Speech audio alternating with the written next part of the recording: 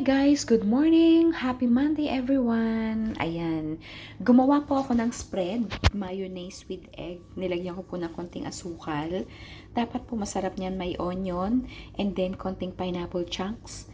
Kaso lang yung pineapple chunks ko po is gagawin ko po, iriricado ko po for salad para sa 24 ng gabi.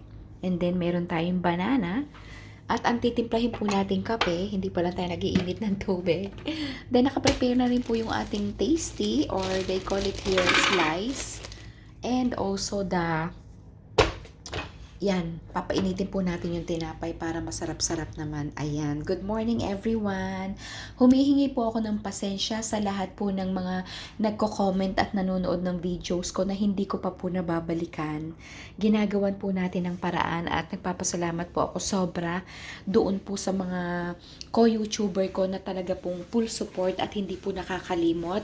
Maraming pong salamat sa inyo pong lahat. I'm so thankful na naging isa po kayo sa mga kaibigan ko dito sa YouTube channel. Maraming pong salamat.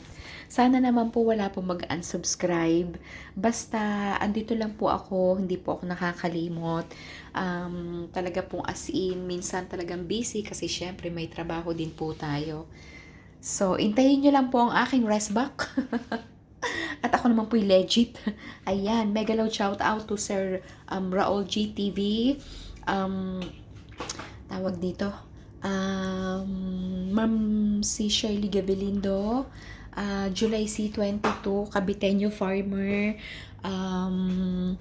Jet Backpacker. Primitive Hashtag Palsor. Ma'am Lilibet, Jesus Christ, Love and Care Ministry. Konyang ng Hong Kong, Queen Dome. Yan ako si Ma'am Angging Queen Dome. I do hope ayan natama yung aking pagkaka-pronounce. Ayan, mega loud shout out po sa lahat at mamaya ko po kayo i-update sa ating breakfast. Good morning and happy Monday. Thank you Lord for the morning. God bless everyone and let's have breakfast. God always bless us and Merry Christmas!